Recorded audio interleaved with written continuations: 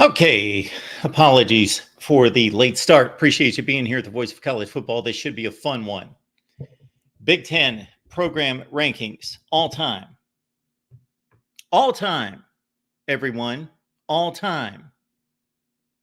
We went through this exercise with the SEC last night, and a number of people failed to grasp all time. Everything counts the same.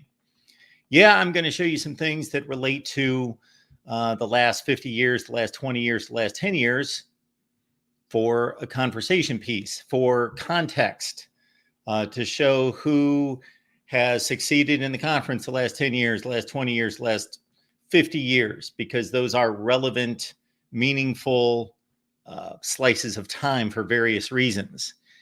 And for anyone who does not think that that's so, then either jump on the show and talk to me, discuss, debate, we'll talk it through, or be mad or leave or whatever. So we appreciate you being here at the Voice of College Football.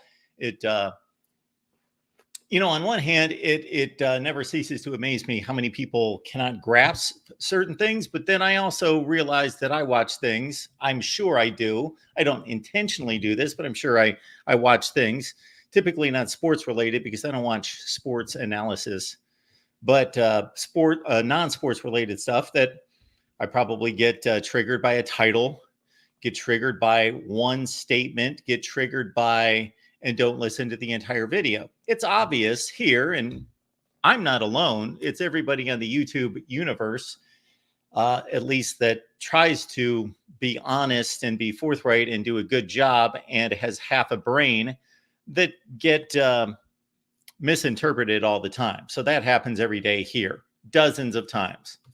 Most of the comments coming in recently, for some reason, are from people that obviously didn't listen, didn't watch, or are completely just overboard. So not to start out the live stream on that note, but I did. So here we go with the Big Ten all-time rankings. And again, it's amazing because there is no opinion involved here. These are just lists of statistics that have been compiled. There's only one factor in this that involves any type of subjective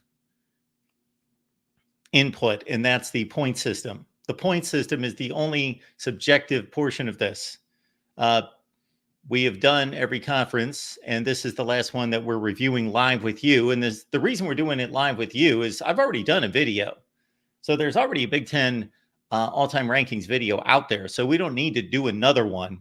That's why as soon as I have finished with the last call, I'm done, I'm out, because I've explained all this. So check out the video, but I will go back through it again. I understand people are busy and they can't watch everything. But we've already presented all this. So I'm here to respond to your comments and questions in the chat and to respond to any phone calls. So we've left a link in the chat. So if you've seen the video or you've got a point of contention or praise or analysis or criticism or whatever it might be, please give me a call and we will discuss Big Ten all-time rankings. And just like every other conference, are there flaws in this? Yes, there are flaws. Even before we apply my system, which is not perfect, there are inherent flaws in any type of rankings. First of all, because you've got schools that have entered the conference at different times. You have schools that have entered the conference at different times, and much of their history has been forged on results in other conferences. So I am taking all-time statistics. So Penn State's played in the Big Ten for 31 seasons. Before that, they were an independent. I am not discarding their zillions of years as an independent. We are going to see their numbers all time. All time, all time, all time, all time. Much of that was played in the Big Ten. So we could do a series in which we just take Big Ten rankings played amongst Big Ten teams when they were Big Ten members. That would take a lot more time and would be a lot more exhaustive. This was exhaustive and comprehensive enough.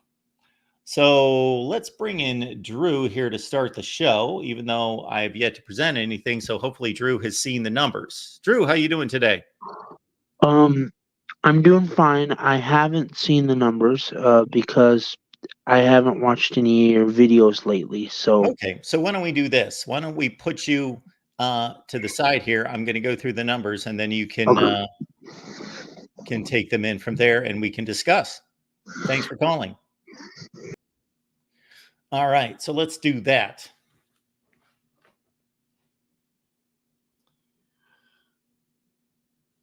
So we've got a few different ways to present the numbers. And for those of you who have been here for the other live streams, you've seen that, okay, I'm going to throw up a spreadsheet that is going to wow everyone with all sorts of columns and rows and numbers all over the place. And of course, we will explain. And I don't expect you to take all of this in. That's why I'm going to walk you through it. But once we get through this, then we're just going to let the previous video roll. That's going to show all the numbers that in a more palatable form that you're going to see the listings and you're going to see the top to bottom that is more digestible.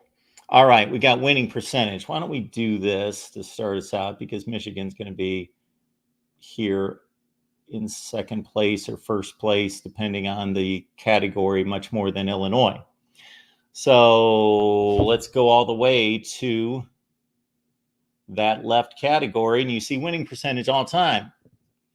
And one thing I need to do before we get started, I need to go back on Penn State, because another liberty I'm taking in this that's justifiable, or I would not take it, is of course I'm going by the raw numbers and what the numbers tell us. We are not going to lie or manipulate the numbers in any way. However, in a situation like Penn State, I'm going to have to go back and check out their win total and their record all time, because of all the Jerry Sandusky stuff. No, I'm not vacating wins for a situation in which had nothing to do with football. So we talk football here and we deal with those social situations. And of course, that was probably the most deplorable and despicable and corrupt act I can think of within the sports realm. So I'm not discounting that at all. It's horrible. It was a criminal act, but it had nothing to do with football. It did not impact football. If there is cheating involved that impacted football, then we will apply that. But these vacated wins that had nothing to do with football, those wins are going to be reinstituted by myself. So I cannot vouch for that on the Penn State. There's been so much going on and so many lists and numbers and categories to deal with, but I'm going to have to vet all through those numbers as well. So the Penn State winning percentage might be a little shy of what it should be. But right now, Ohio State and Michigan, also Alabama, are battling for the best winning percentage in the country. And you might as well just say it's a three-way tie because it's so close. I believe Michigan has the percentage lead with the Ohio State vacated wins. And I believe Ohio State's got the lead when you throw in the 12 vacated wins that, again, of course, had nothing to do with football. So go whichever way you want. It's a virtual tie. I think it's pretty idiotic for anyone to raise a banner and go crazy about a winning percentage lead of 0.011111. Either way, you can be happy and thankful and grateful and proud that your school is definitely right there in the running. Absolutely. But do I think that it's substantial that Alabama is 1 percentage point behind Ohio State and Michigan all time? No. If they were 30 points behind, I would think that that's substantial. Texas is 702 right now. I think that's substantially behind Ohio State and Michigan. And therefore, that is one category in which you can decidedly say Texas does not rank with Ohio State and Michigan, but Alabama's at 733. Does that matter? It's 734, 733? No, we're about reasonable analysis. So it reminds me of one time arguing baseball statistics, and I called somebody a 300 hitter. That's a rough term. If you like baseball, that guy's a 300 hitter. And somebody was going crazy because his career average was 299. Well, he's not a 300 hitter. He's a 300 hitter. Okay, so there you see the winning percentages there. And of course, Ohio State and Michigan are in the lead. After that, of course, we're going to see this trend over and over and over and over. Penn State and Nebraska, they have histories in which they were way behind the Blue Bloods up until the 1960s. And then, especially Nebraska, but also Penn State were as good as anybody in the latter portion of the 60s, the 70s, the 80s. Those might have been the two best programs in college football. Over that time frame, arguably they were close. Alabama certainly was there. Notre Dame was there. Oklahoma was there. And then, of course, Penn State continued that dominance into the 90s. Penn State was really good in the 90s. So they have really shot up the charts, I'm sure. If we would have done this 25 years ago, they wouldn't be anywhere close to that. Well, that's probably a bad time frame. If we would have done this like in 1990 or 1980. So it's been remarkable what Penn State and Nebraska have done since the 60s. And of course, Nebraska's had it down 10 years. So that has brought their winning percentage down now on the flip side. And we can go through all of this. Some folks have questioned, why are you putting in the Pac-12 schools? Well, of course, the Pac-12 schools did not accumulate these stats against Big Ten teams, mostly. Of course, USC's got this sterling, ridiculous Rose Bowl record in which they have largely beaten down the likes of Ohio State, Michigan, and others from the Big Ten in the Rose Bowl. So that's impressive. And that's largely been under three coaches.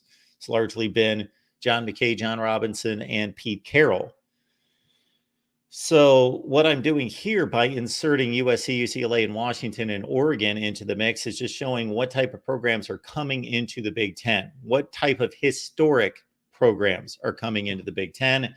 Indiana's got the worst winning percentage in the country of a power program. They're the worst. They are the worst in the country. Dead last, Indiana, 418. All right, this next figure over here, those are AP poll points. So what happens there is at the end of any particular season, when a team finishes, let's say, number one in the country, they get 25 points. Number two gets 24 points. Number three gets 23 points, and on down the line. The number 25 team in the country gets 1 point.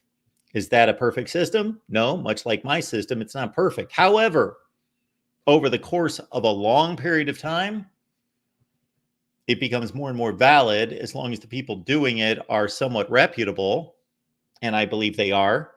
I don't believe they're super knowledgeable in some cases. And of course, I've taken my pot shots at the AP poll many times because many times it doesn't make sense and is not validated by the results. However, over 87 years, yeah, we can pretty much trust. If we went to the number 5 team in the country every year for 87 years and looked at the number 5 team in the country, sure, we could make an argument that they should have been number 6 or number 3 or number 7.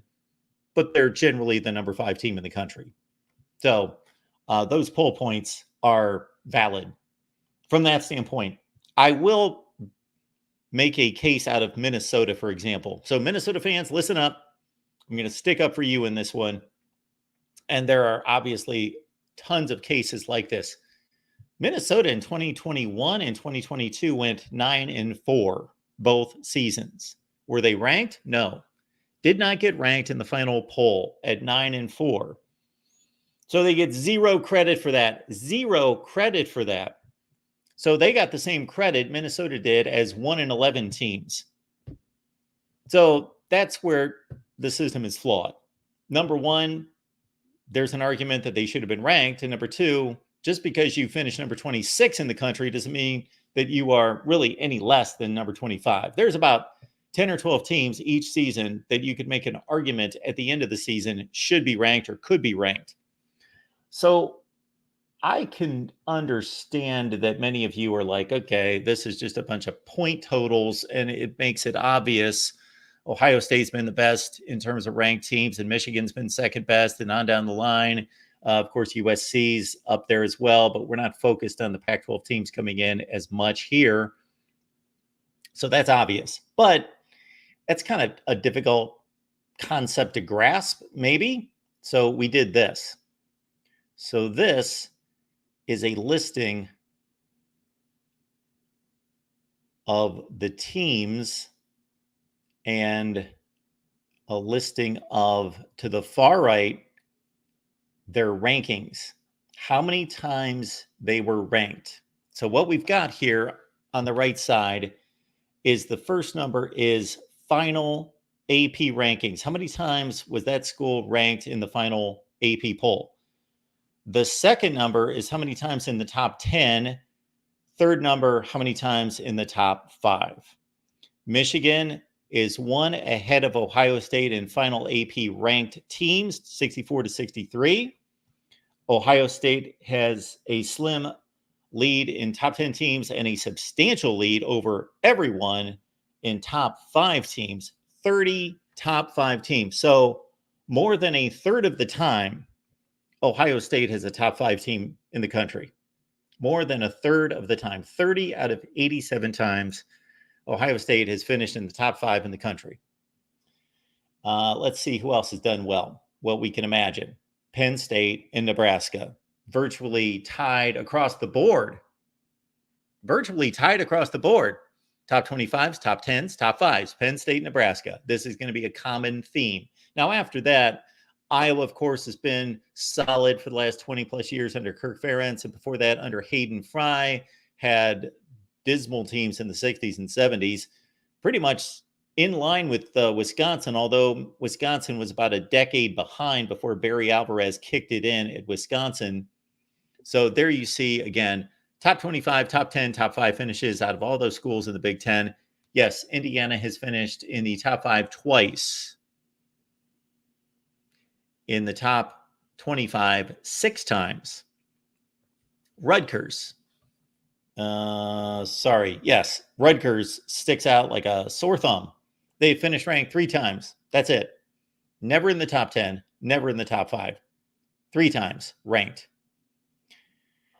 They have finished ranked as many times in their history as Ohio State, Michigan, and Penn State, and I guess that would be the 3 have in the last 3 years. So the Rutgers football history actually has been awful. Just let that sink in. Ohio State, Michigan, Penn State have finished ranked as many times in the last 3 years as Rutgers in their history, the team that won the very first college football game. And of course, Ohio State, Michigan, and Penn State have finished in the top 5 and the top 10 multiple times in the last 3 years, and Rutgers 0 in its history. Okay, this next, to kind of underline what's been going on recently, that's the college football playoff era. And that is a no contest. Michigan's got a national championship. They are the reigning champions. They are the reigning champions of the Big Ten 3 consecutive years. But overall, Ohio State has been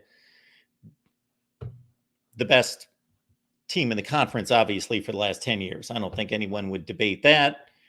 Michigan's number 2 now after this surge of 40-3? Is that the record the last 3 years? 40-3?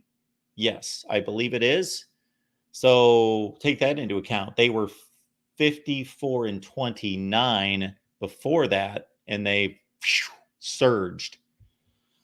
Iowa's been strong. Wisconsin's been strong. I'm impressed by the Wisconsin number because for about 3 to 4 years now, they've been pretty marginal, but they're still sitting at 90-38. So really strong Wisconsin teams in 2014 through 19 under Paul Chryst. Penn State, of course, right there as well. Now, this next figure, you see the next column over, that's in this century, which starts in 2001, technically. So that's this century. And Ohio State's got about a 50-game lead over Michigan and about 45 games over Wisconsin. Wisconsin's got the second best record in the conference during this time. And of course, we know what Iowa and other schools have done. We would have to say that Penn State's been the third best school during that time. They are about 7 or 8 games behind Michigan. And then we go back to 1970 and we see that Ohio State's got about a 35-game lead over Michigan. And Penn State's been really good.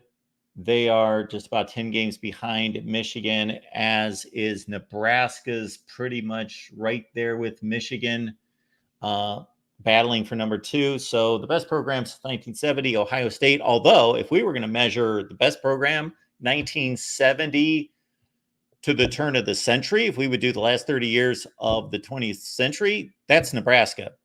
Nebraska is the best program, 1970 to 99 or 2000. But if you take it all from 1970 to date, that's pretty obvious.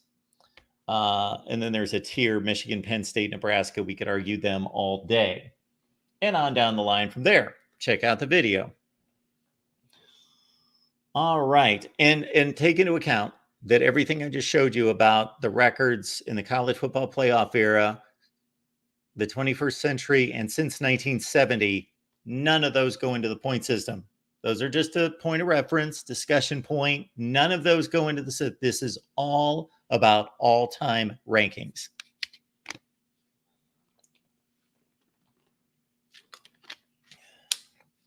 All right, let's take it back down here.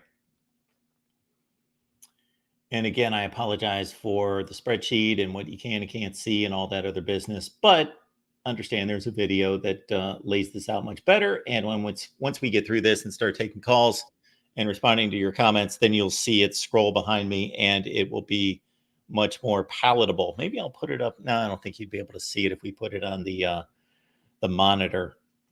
Ohio State's got the most bowl wins. USC, now coming into the league, has the most bowl wins at 35. No. Sorry, Penn State fans. You're number 1 in bowl wins, 31. Joe Pa was crazy good in bowl games. Really good. Bobby Bowden and Joe Paterno. I think many of you can relate, about the same age range as me, maybe a little older, maybe a little younger, but Joe Paterno, Bobby Bowden won their bowl games 70% of the time, which is a remarkable number considering that they were playing big opponents in big games. So that's impressive. Ohio State's number 2 and Michigan's number 3, I believe. Is anybody else in there? And again, USC is going to come in with 35. And so they're going to take over a few of these conference leads all time. Major bowl wins. Again, USC comes in with a major bowl win lead, but out of the teams that have played in the Big Ten, we've got Ohio State with 21 and Penn State with 17.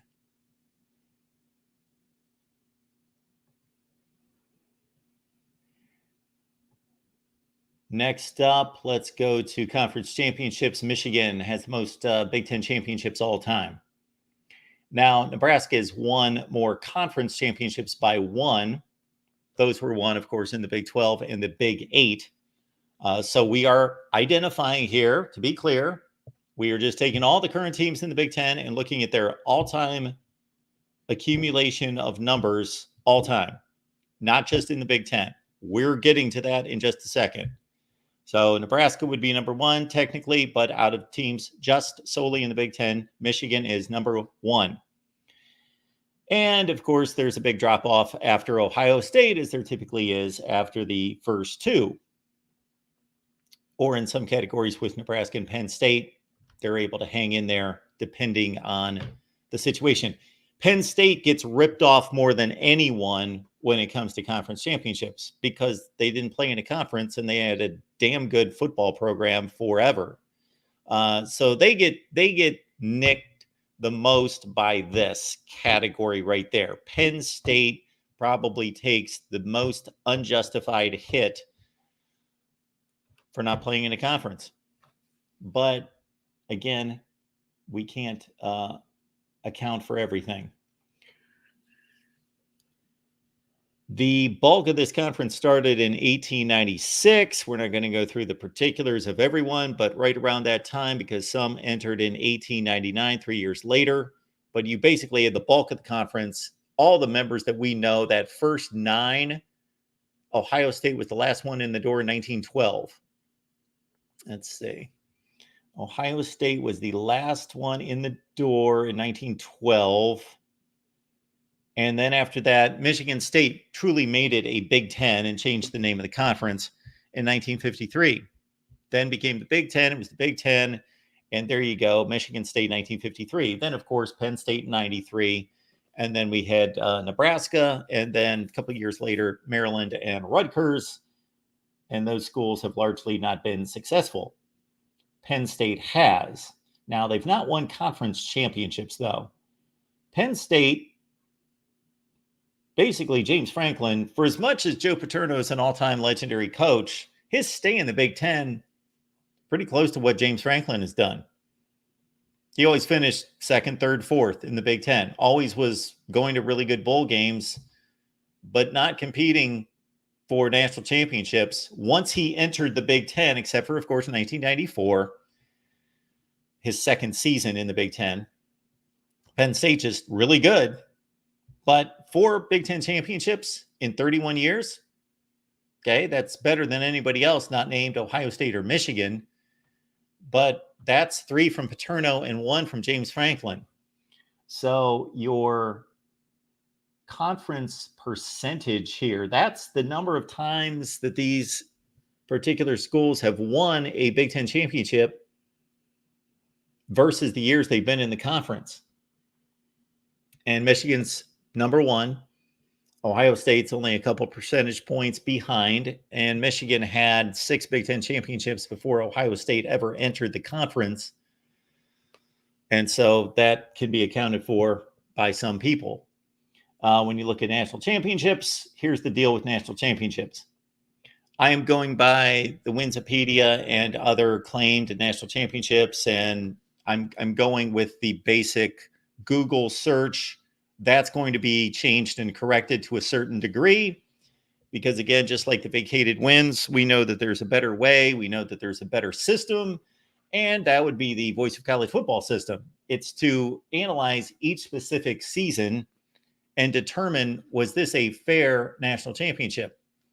Well, during the college football playoff era, it certainly is.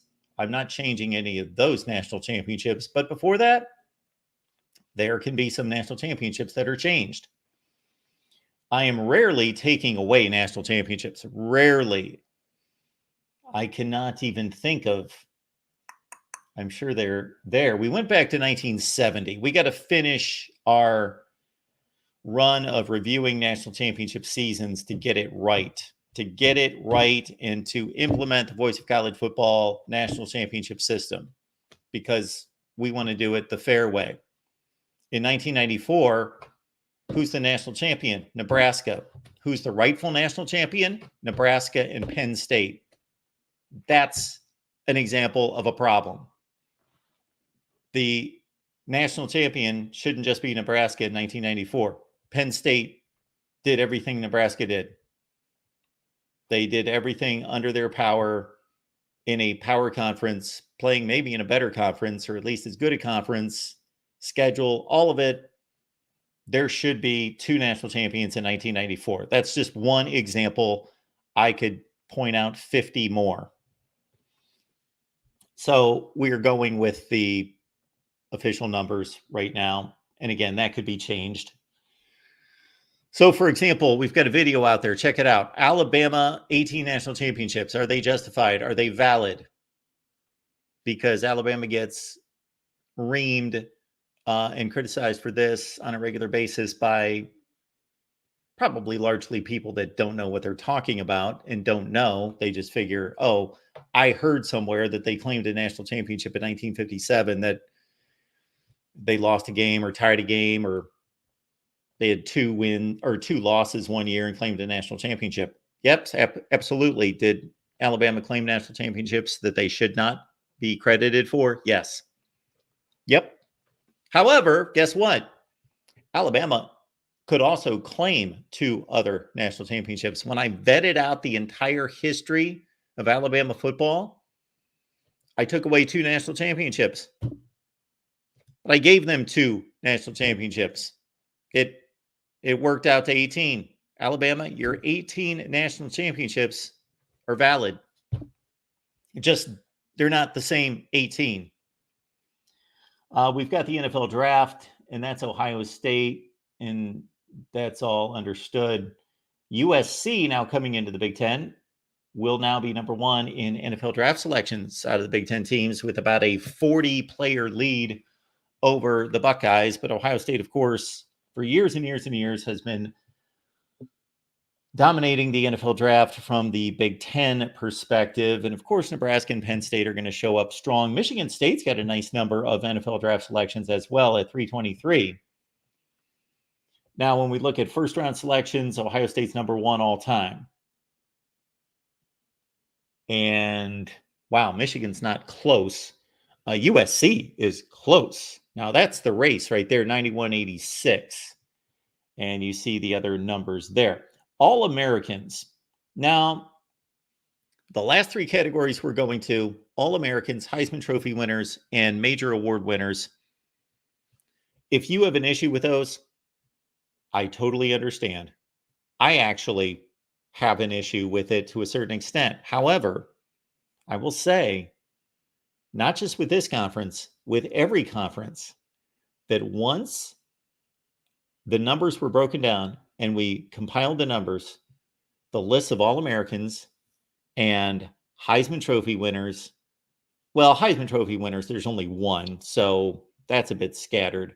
But All Americans and major award winners almost goes perfectly in line with the wins and championships and accomplishments of the schools. So I got to credit the AP writers or whoever else is involved in these awards. And, you know, I got to say that,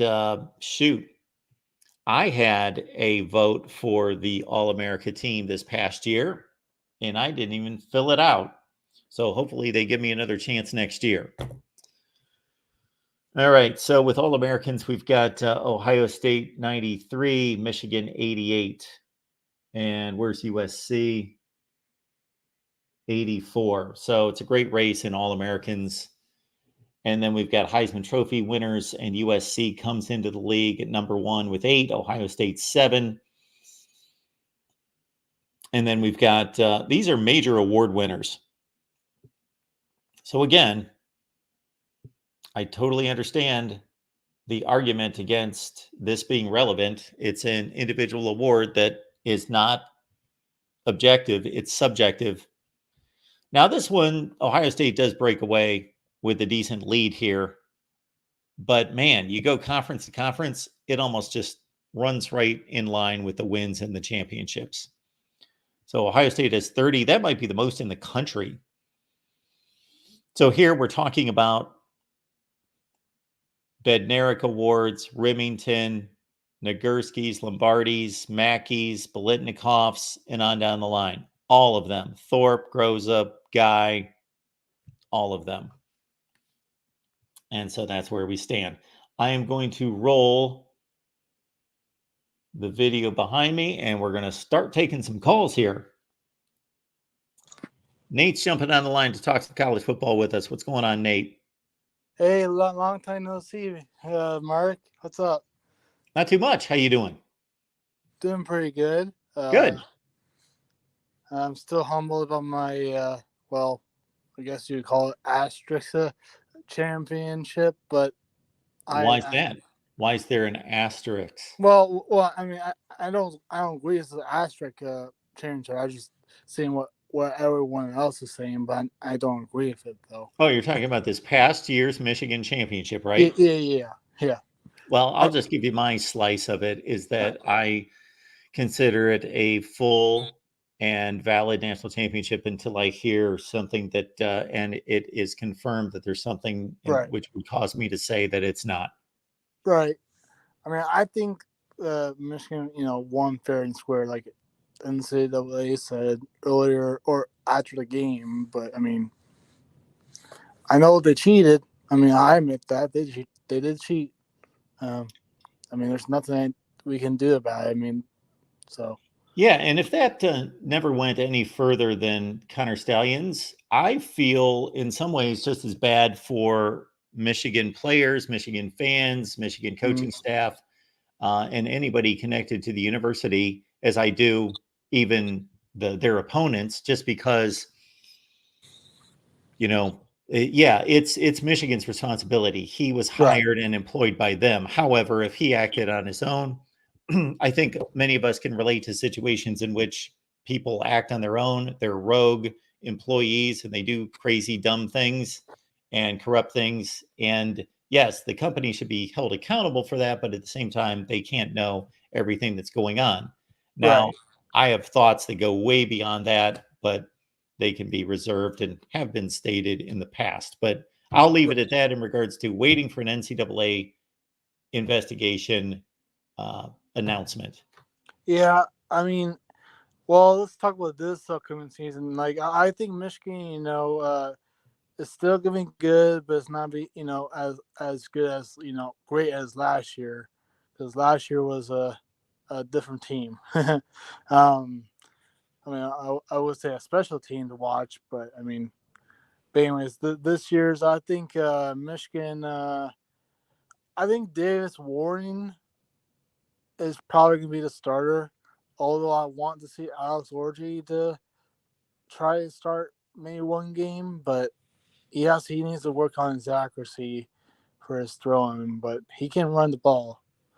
Um, I mean, that's the only thing he's really good at, running the ball. But uh, I mean, I think Orgy still has a lot of time before you know uh, uh, the first game plays. So I mean, I don't know. Who So knows? you're basing your Davis Warren selection on what? The spring game? Yeah. I think I will pick him for the starting job, like for game one, and maybe give Orgy a shot the second game, kind of like what Ryan Day did with Cal McCord and was it Devin Brown? Yeah, Devin Brown for the second game. Yeah, but I don't know what Sherrone Moore's plan is, but I think it might be kind of like that situation. But I don't know. Who knows? Um, I think, Nate, that Michigan's decision has as much to do with how they want to run their offense as right. Yeah. who's the better quarterback. Now, I personally think it's Davis Warren, but I mean, um, but the coaches know they know better than I do because I'm not a scout or a coach or near us or her coach or scout. Um, but yeah, I think they'll be okay. They'll be just. I think they'll be just fine, but maybe a little bit of losses. Uh, I think I think they might lose 2 or 3, but those are the minimum losses for. I think the highest loss is probably like 3 losses, but I think they could go 10-2 if they could. But that's my prediction. So you're pretty set on this season, it sounds. If you think they're going to go 10-2, and the most that they could lose would be 3, it's a pretty tight window. Right? Yeah, like 9-3. Yeah, yeah. Okay. I mean, maybe I think loss. Well, if they're going 10-2, probably the losses are probably Texas at home. Sorry, my Wolverine fans, but um, um, lost to Oregon. Now, I'm not trying to say Ohio State doesn't have a chance against Michigan. They do. I mean, I'm saying I Oh, need they to got a see. chance? I'm saying that I need to see it first before if like Ryan Day. You need to see it first against Michigan? Yeah, I mean I know Ryan Day beat Michigan like 2019, right? But that was with Urban Meyer's roster. But I mean, Yes. So I'm trying to follow your logic here, Nate. So for you yeah, to make a prediction on Ohio State and Michigan, you you have to see Ohio State beat Michigan first. Like, yes, that's what I'm saying. Yes. Okay, so you're picking Michigan. It's 100% certainty because there's no way that you understand they're not playing before they play. No, okay, I'm not just saying clarifying that. Yeah. I'm not saying. But you're giving Ohio State a chance. Right? Yeah, You've got a chance. There's a chance that Ohio State. Yeah, there's a chance.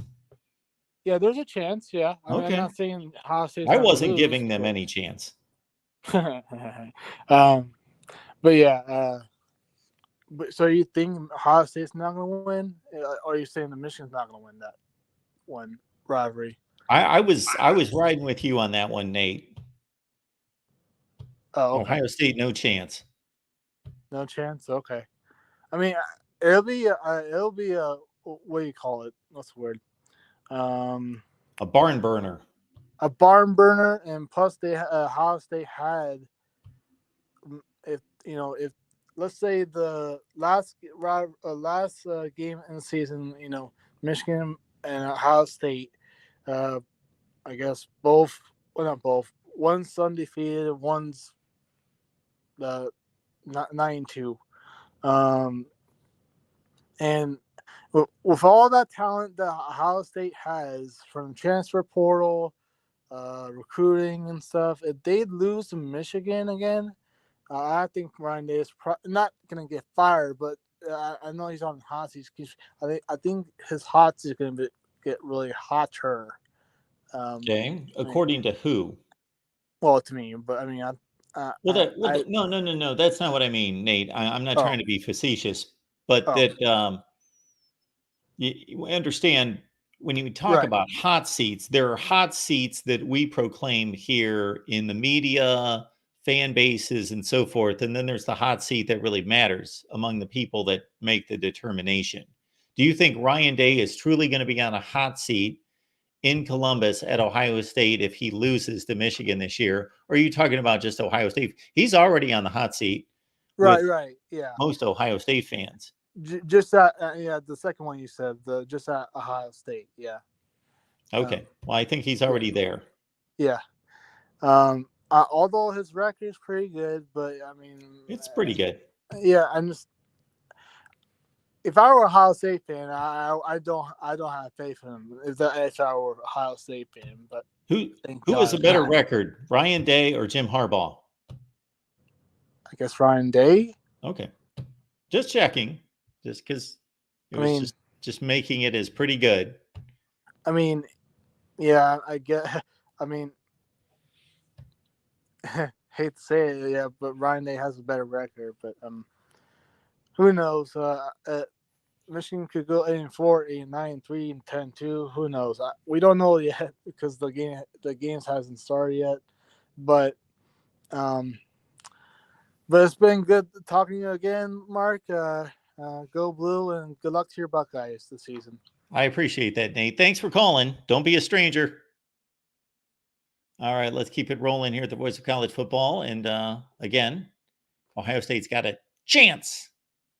Heard that from Nate. They got a chance. Buckeye fans, be happy, be excited. Nate says a chance. There's a chance. All right, let's keep it rolling here. Adam's checking in. What's going on, man? Hey, Mark. How you doing? I'm doing well. How are you?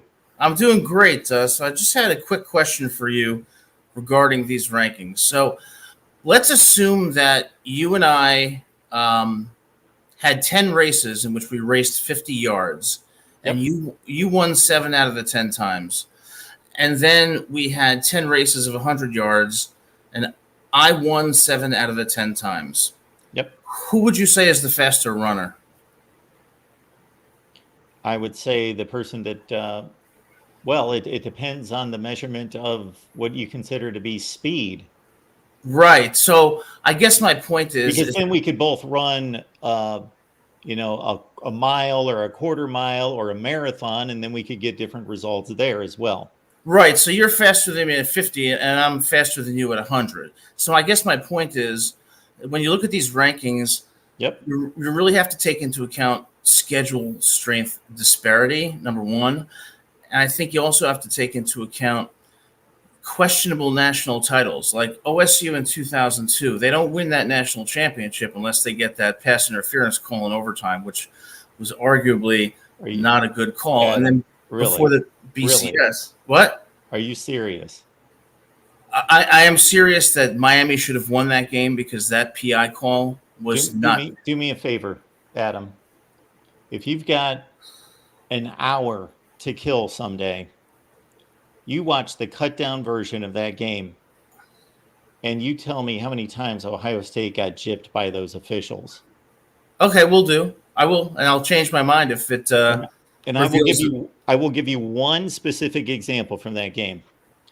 Ohio State's up by a field goal. There is about 2:45 on the clock. They've got a 3rd and 5 or 3rd and 6.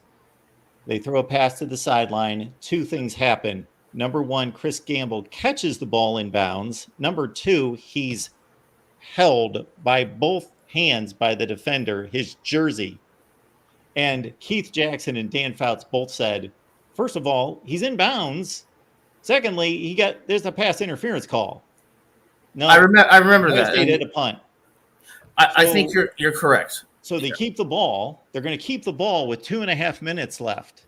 And then who knows they may run out the clock. At worst, they're going to go 3 and out with better field position and have killed who knows how much time. That's just one example. Right, and I think that example kind of proves the point that you and I might respectfully disagree about whether OSU deserved it. And before the BCS, there was consistent disagreement with the AP and the coaches poll about who should have won the national title that you've pointed out quite effectively.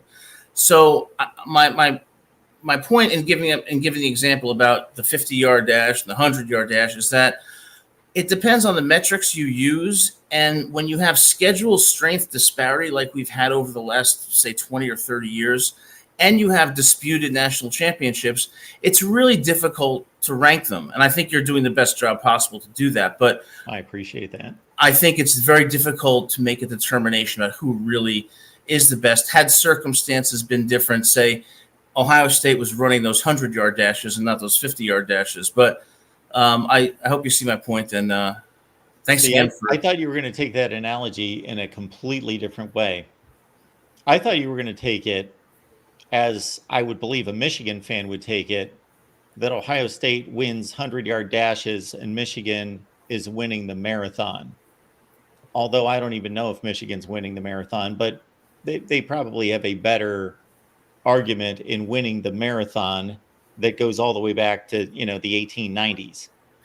Yeah, I thought about that, but then I thought, well, how can you say that, for example, if you're beating me 7 out of 10 times in a 50-yard dash and I'm beating you 7 out of 10 times in 100, how can you really say that I'm faster than you or vice versa?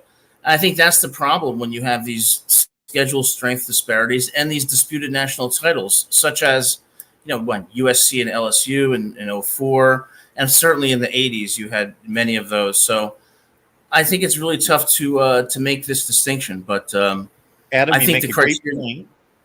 I'm sorry to interrupt, Adam. No, finish your point. No, that's okay. Go ahead. So you make an outstanding point, and I think that there are so many things. I could make a list, 37 items long, and I bet you could, of what are conditions concerning these rankings that could be reviewed. And strength of schedule would be the first thing I would think of. Secondly, the Big Ten has been one of the more stable conferences, but especially when you go to the Big 12 and some of these conferences, well, there are teams jumping in and jumping out 3 decades later and back and forth and all over the place. So you played, if you're TCU, you played some of your history as who knows what in 1940. I'd have to go back and look, but as a member of the WAC, as a member of Conference USA, and then suddenly in the last 12 years, you're playing with the big boys in the Big 12. So is your winning percentage as valid as everybody else in the conference? No. Utah's only been playing Big boy football, been playing in the Power 5 since 2012. Is their winning percentage as valid? No. But what I've done with national championships that I think is more than reasonably fair, but it's not perfect, is I've not generally stripped away national championships to try to determine who should have been the national champion for that year, because there have been too many games that have not been played in certain seasons, especially pre-1998, that I have simply added to the national championships to say, okay, Alabama, quote unquote, won the national championship, but look at Team B, look at Team C, look at Team D. Their qualifications are extremely close, similar, the resume, I've gone. And so people may not like this because in America and anywhere where there's competition, we like to have one champion. And of course, I do as well. But we don't have a Super Bowl. We don't have a format that brings us to a reasonable championship, or at least didn't until 10 years ago to a certain extent. Therefore, I've got seasons where I've got 3 national champions, 4 national champions. Yeah, and I think that the way you've done it is very, very smart, and it's probably the best we can do. And it just makes me wonder about alternatives to determining a true national champion in the future. I mean, what would you think if number 1 and number 2 played a best of 3 series for the national title? I think that just, how do I put it, emotionally or logistically just flies in the face of how we perceive and how we gear up for football. Yeah, I think there's a lot of practical problems with it, but I think that, in my view, there's a large consensus about who number 1 and number 2 is. Number 3 is typically lower significantly between the first 2. So I think we're making a mistake by going to 12 teams. Instead, I think we should focus on who is number 1 and number 2. I think we'd get a large consensus. And then instead of basing it on one game or one PI call, have it be a best out of 3. And then I think there'll be more faith in that. But the reason I'm saying that is kind of try to rethink how we do this so that there could be more of a consensus in who the national champion is and less controversy. So the best of 3, if we were playing video games, I understand that response, but in reality, it would just take so much away from, first of all, it would take so much away from the emotional anticipation of the national championship game if there were 3 of them. And then are you going to keep 2 teams at one site for 3 weeks to play every Saturday for 3 consecutive weeks? Is that what you're going to do? I'm going to take the number 1 team and give them 2 home games, and the number 2 team gets 1. I'm going to make it like Major League Baseball or professional basketball. And I think, a game 3 would be equivalent to a game 7 in Major League Baseball, and that's exciting too. Absolutely, it is. I don't know that these players would be in for that. And I just don't know if our culture and how we consume football would go in for that. No, that's a fair point. But listen, Mark, thanks again for always a great discussion. Great show. I appreciate you having me on. Thanks, Adam. All right. Good to see you. You too. Take care. I tell you, Adam, I sometimes don't agree with him, but I have never said, well, that doesn't make any sense, or that wasn't well thought out, or it always leaves me thinking, okay, I don't necessarily agree with that, but I hadn't thought of that. Or maybe with some work, some tweaks, that could work. That would be revolutionary. Always enjoy the conversation with Adam. Brings a lot of great stuff to the table. And all I'm hoping for in part of these discussions and in mostly the comments that come into the channel is that people would at least understand the intent and the process. And so, for example, I arrived at a place where Ohio State's number 1 in this point system, Michigan's number 2, USC's number 3. If somebody wants to argue with me that Michigan is the number 1 program in this conference in the history of the conference, and even with USC's inclusion, I have no issue with that. I will argue it, but I have no issue with it. And understand that some people think I gamed this system. Well, that's okay. Mark, you took an oath to yourself. Okay. Not going to call people that or that. Okay. Yes. So I just determined a points system that I thought was fair. Then I applied it. If I was going to take this to an nth degree to try to fix it, I would certainly put a recency bias on this, which there is none. A 1900 national championship counts just as much as a 1975 national championship as a 2021 national championship. They all count the same. All the conference championships count the same. And that's including, understand this, that Ohio State's won 5 more outright conference championships than Michigan has. So we could make a list of outright conference championships, and that would be a different list.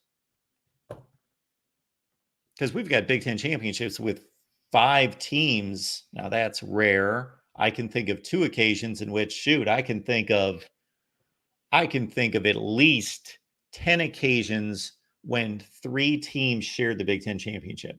At least 3 occasions, or 10 occasions where 3 teams shared the Big Ten championship. Fortunately, we don't have that in conference play anymore.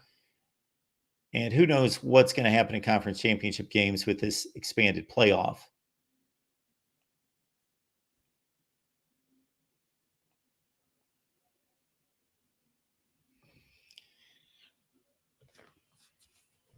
I do believe that the Ohio State-Michigan series will never be the same again.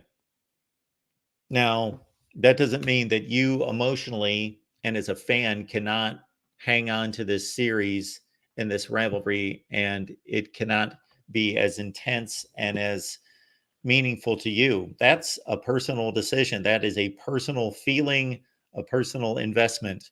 But I'm talking about logistically, it will never be the same.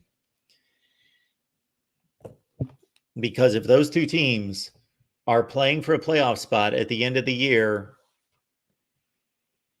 they're not as good as we think they should be on a regular basis. Like if on a regular basis, Ohio State and Michigan are showing up at the Big Ten at their final game, 8-3 and 9-2, then they're not going to be as good as we think they are, or think that they should be, or have been. Ohio State for a long, long time, and Michigan for the last 3 years. And they will not be competing for national championships. So otherwise, either Ohio State and Michigan are going to be so good that they're going to already be in the playoffs, or they're going to be fighting for their lives and they'll probably get stomped in the first round or the second round of the playoffs.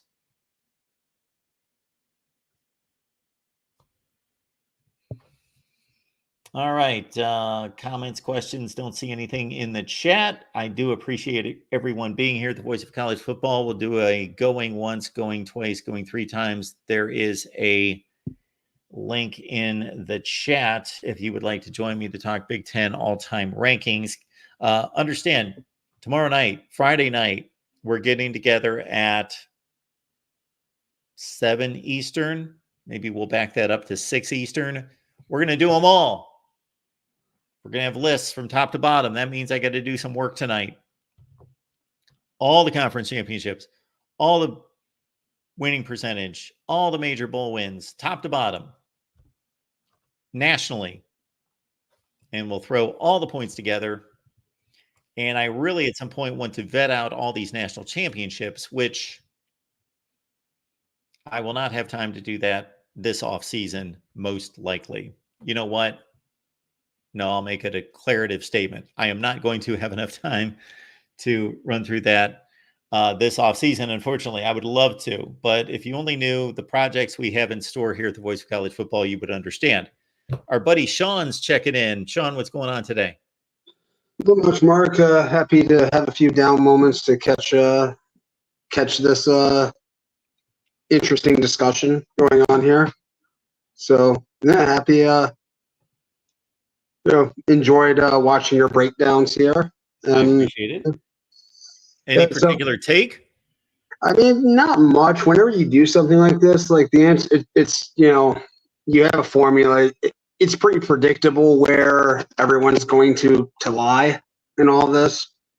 Obviously, I mean, I think most reasonable people would say objective criteria, Ohio State's going to be number one, and Michigan and USC are going to be up there.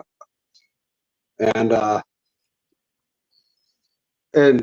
yeah, I'm kind of interested more in sort of the middle, how it shakes out. Yep. Because you've got programs like UCLA who have decent history but haven't been real great lately.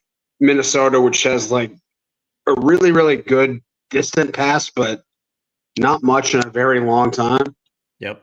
And then programs like Wisconsin and Iowa who have been quite strong over the past 20 to 30 years, but really not much of a history behind that. So there's kind of a mix in the middle. So it's kind of interesting. Let me respond, Sean, if I may, to your first statement about the top of the rankings, and then we'll go to anything else you'd like to talk about. Yes. Because it's funny that you think it's pretty plain. I guarantee that we cannot find a Michigan fan who does not believe that they are the number one program in the history of the Big Ten, which I don't have an issue with. I do not have an issue with that opinion. There would be only one person that I know of that would say it's so close I can't even make a call. And do you know who that is? Yourself? Oh, no. I mean a Michigan fan. A Michigan fan who says it's so close that I can't make a call. Who is that? Steve Dace says, I don't know. He's like, I don't know. Could be Ohio State, could be Michigan. It's so close. I don't know. He has consistently told me that. He doesn't make any kind of big stand that Michigan's the greatest program in the history of the Big Ten. He, of course, then explains where he thinks both strengths are for each program historically. And, of course, it's well-informed. So that I find funny. And then we got our buddy Tim Prangley, who was in the chat yesterday, and he made his list of Alabama's number one and Ohio State. Oh, no, USC's number two and all time nationally. And then Ohio State, Oklahoma, and Michigan, you can just throw a blanket over them. They're tied for third. I'm doubting if any of those people have looked at as many numbers, and I don't want to say it in an arrogant way, know as much about what's happened, especially over the last 50 years. But that's what I've chosen to do, so I should. Yeah, well, that's the interesting thing in actually developing a formula to determine these things and just sort of kind of adding your own intuition into the mix. For example, I don't know if anybody would make the serious claim that Minnesota has a better football program than Florida State. But I bet if you applied a certain reasonable criteria to it, you would get the result that Minnesota is a better all-time program than Florida State. Yeah. I mean, so it's interesting when you weight everything equally across all generations. Like, you do get some interesting results like that. So there's one obvious metric that I think Penn State gets ripped off on here. I don't know how to fix it, but I mentioned it when I got to it, is they couldn't win a conference championship until 1993. Yeah. So the only way I fixed it was I have a listing in here, a category that has percentage of conference championships in which you are a member of the conference. But that all favors them quite a bit, because that takes away, some of the years before Joe got there, they didn't even have much of a Sure, but that's at least an objective measurement. Yeah, it is. It is. There's problems with any way you're going to determine this. So, but that only being one factor of it is, sort of mitigates whatever disadvantage that poses to Penn State. I don't know. I mean, would you ever consider doing like something to sort of find a way to measure the current health of a program, come up with some formula that sort of weights recent results and recent recruiting classes, and I think that might be something that it might be a bit trickier to develop. A formula for something like that, but it might be a little bit more provocative. Yeah, it's more about a trend and a trajectory than it is just cold hard history. Yeah. Yes. Now, over the last few off seasons, I have listed my program rankings, the current program rankings, meaning not historically, where I think these programs are right this second. Yes. 1 through 130, whatever the number was at the time. So I've done that. Now, I didn't have a point system. I just gave a lot of confirmation of records and where they're headed and their recruiting status and all of that. And I've made a ranking. Yeah. Yeah. Well, I mean, I think that could create.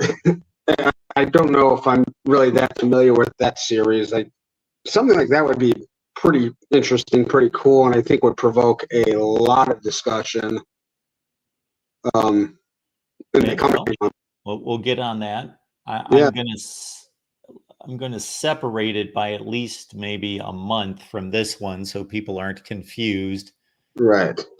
About what we're doing. But yeah, I'll have to dig up last year's. And then, of course, just like my coaches' rankings, I'll put in parentheses, okay, this is where I had them ranked last year. And this is why they've jumped 5 spots or dropped 5 spots.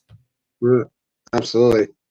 And I mean, going forward, it seems like the playoffs would complicate this a little bit more, because you're going to have, just say over the next 10 years, you're going to have, if you include playoff appearances or playoff record in this and the future, then that's going to weight a lot of stuff. Oh, absolutely. Towards a contemporary basis. I mean, absolutely it is. Yeah, people are going to care where their team finished in the playoffs, not in the regular season. The regular season is going to be about getting to the playoff. Yeah.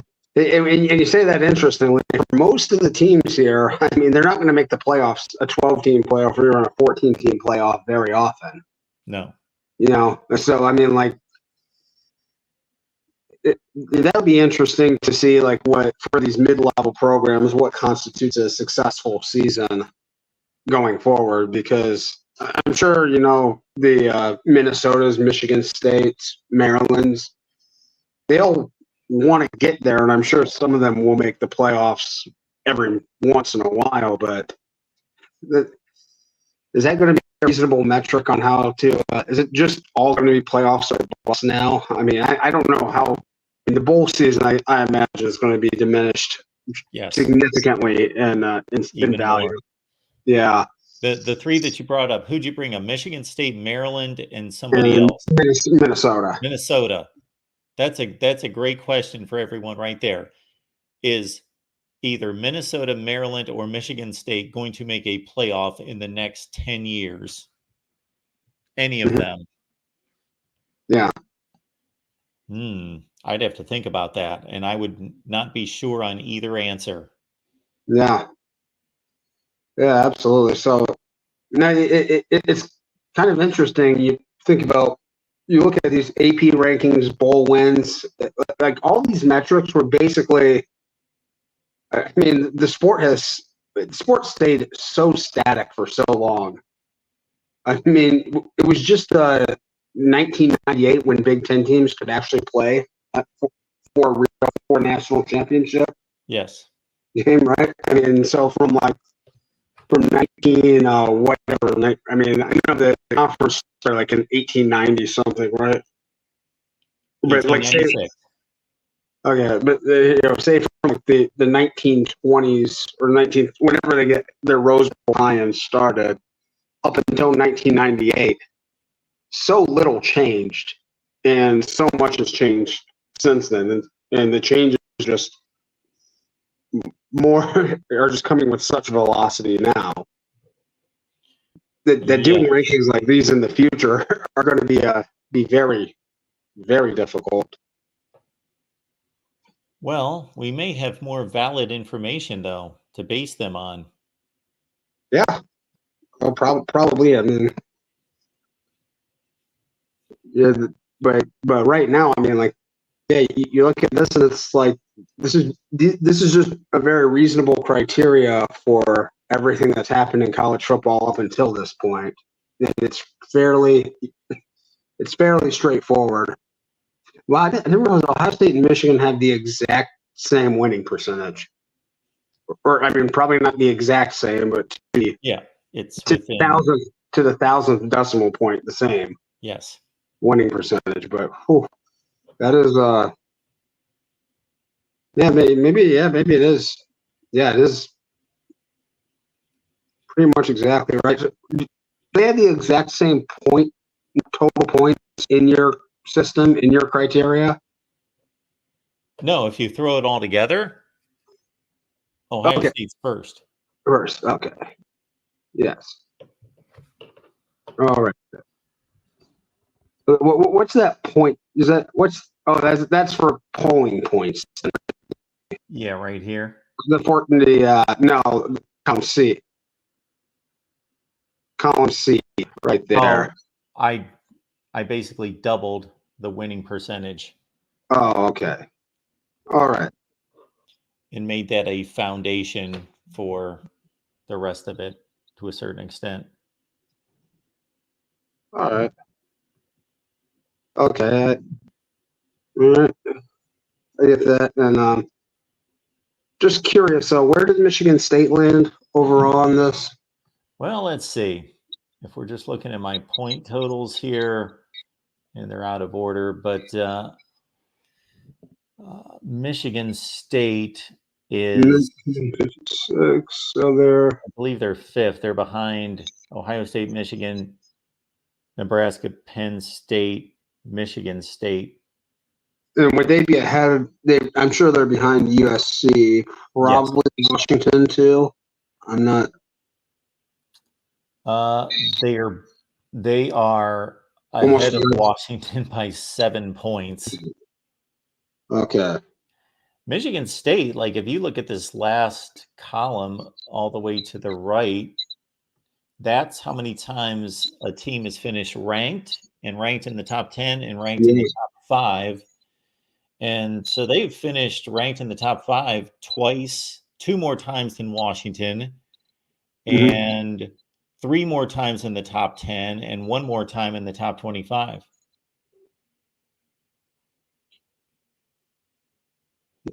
No, that's quite interesting. They've been kind of a feast or famine program for a lot of them.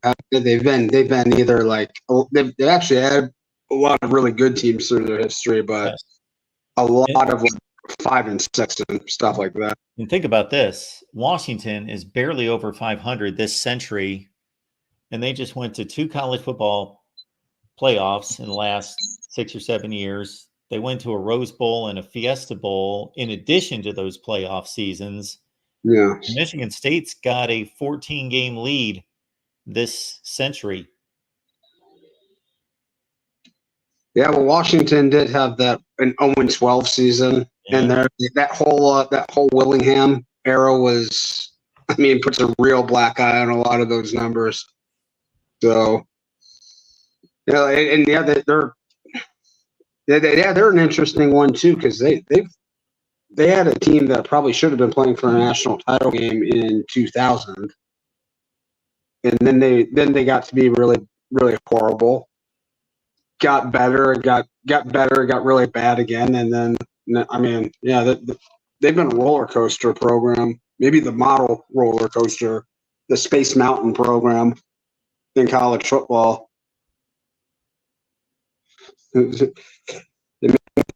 Yeah, they've had like a few top 5 teams, and they're still barely over 500 for the century.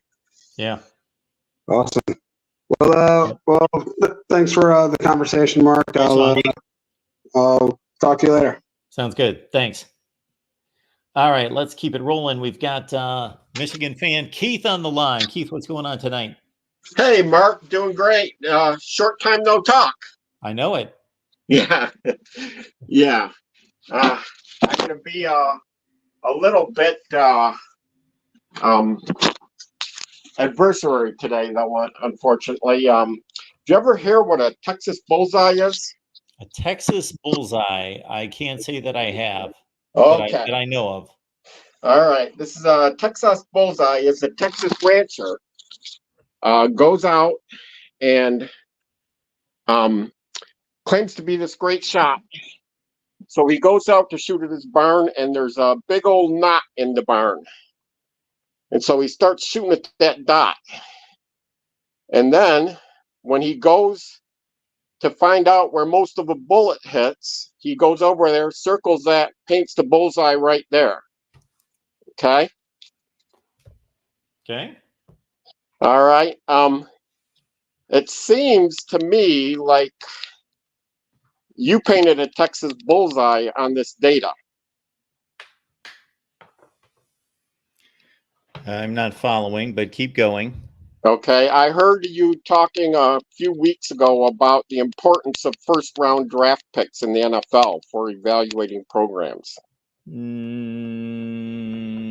I would love for you to recant that conversation because yeah, it wasn't with me. I have never said that it was that important to like if there was a particular program that was competing for national championships every season and winning conference championships and all of that and never produced NFL draft picks, I could care less. I would say, this is really interesting. This needs to be investigated. We need to look into this. How are they possibly doing this? Obviously, they would be a complete aberration. But in terms of accomplishing in college football, I wouldn't care. Like I'm. So then why do you have overall draft picks and first rounders as two as your fields? Because I think it's a measurement of a program, and I took a fraction of points from those totals to put into the point system. Probably 152 out of the 52, correct? 152 out of the 52? Yes. Yeah, so that it had equal weight with all the others. No, I'm not considering these to all be of all equal weight. A school's winning percentage is weighted, oh my goodness, it's like 30 or 40 times more than these draft selections. Okay. I guess I need and did you say in the other video you explain how all these numbers are arrived at and what weights they have? I do. And I never claim that it's perfect. Right. Because that doesn't exist, first of all. So for anybody out there who thinks they're going to create some kind of perfect system, give me a ring. But yes, so we're talking about roughly okay, let me be accurate.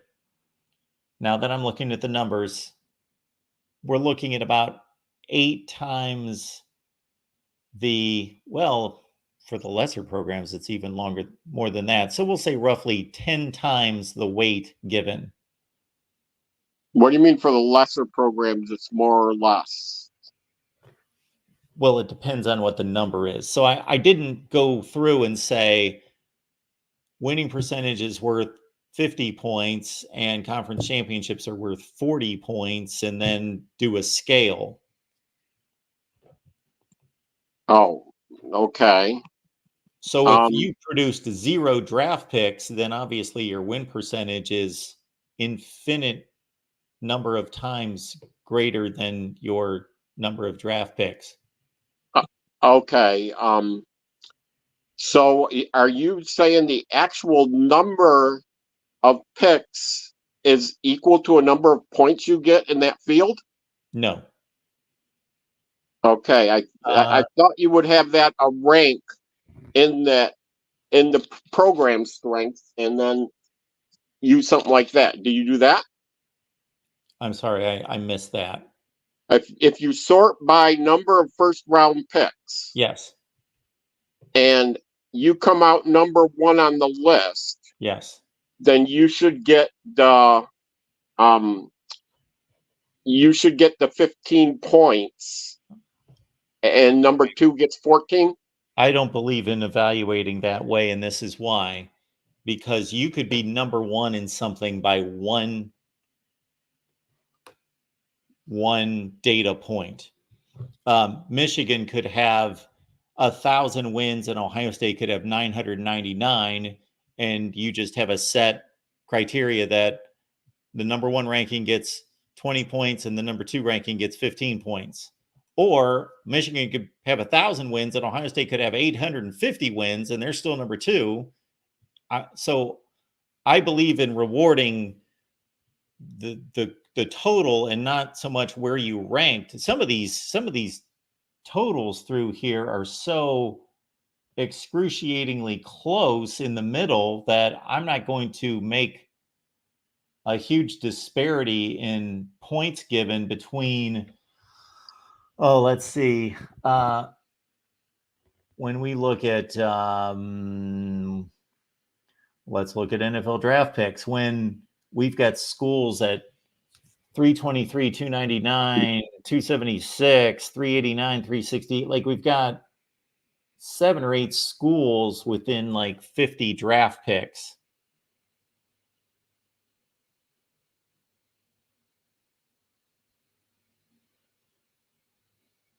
So yeah, that's the nature of statistics, that bell curve thing. People kind of get in the middle of everything. Yeah. yes. And I guess a better way to say that is if I had, and it almost applies to this conference, if I had 2 A students and I had 18 students, as we do here, and I had a bunch of C plus students, I'm not going to penalize after I scratch my head and go through excruciatingly painful numbers all night trying to grade these 2 top students. Am I going to dock the second student just because I've got them all slotted 1, 2, 3, 4, 5, 6? If the third student's not even close to the other 2, well, then I think that should be represented. I think that should be displayed.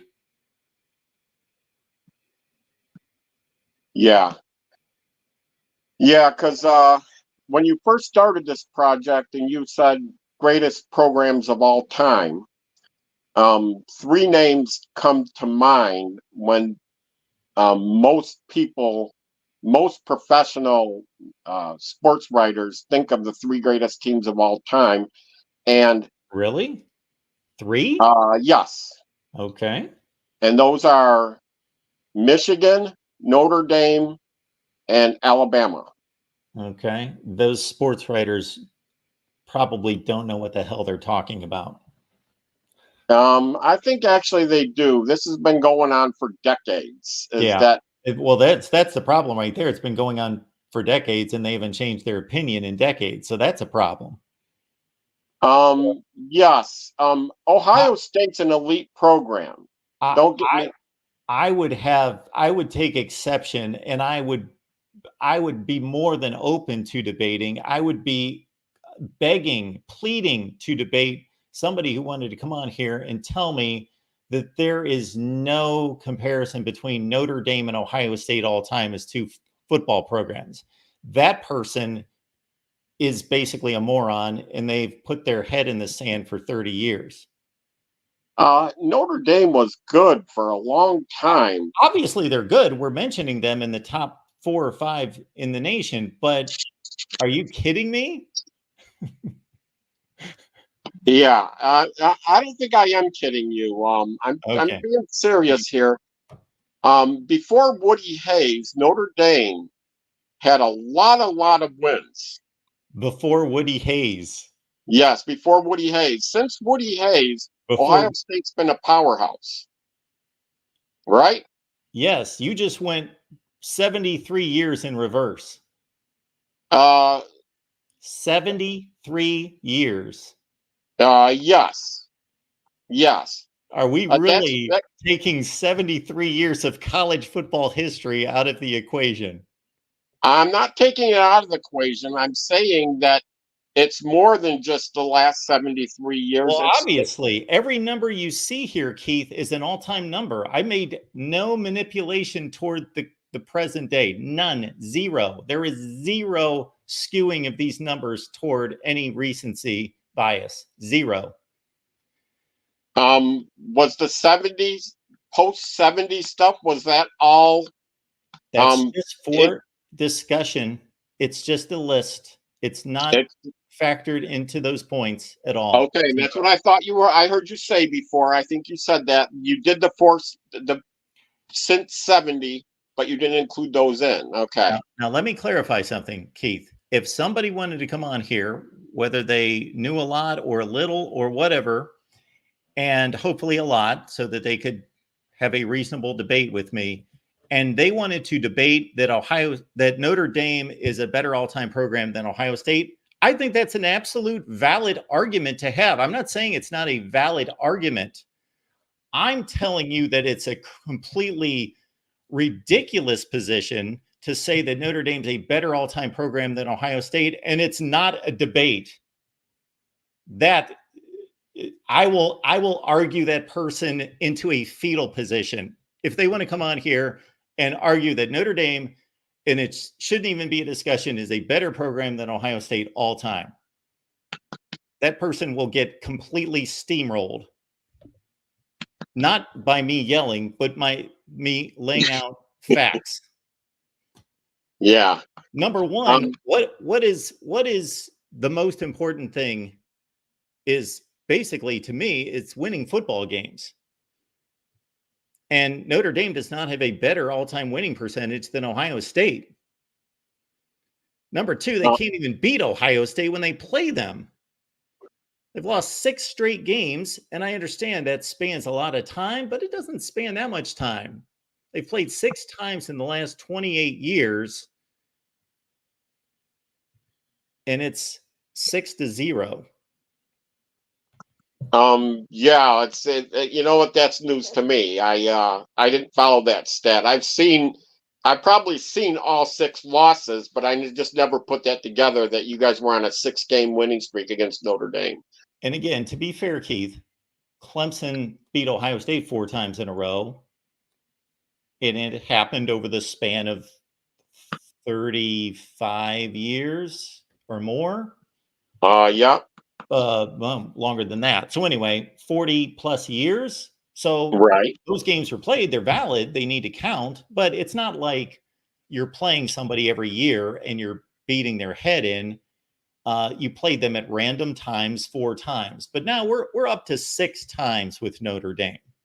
And I'm not arguing. I'm saying that Ohio State over history is clearly a better program than Clemson is. Clemson had a rise in the 80s, and maybe sometimes before that, but they had a rise in the 80s, and then they had a rise just a few years ago. But the most of the time they're a rather like an 8-4 kind of team.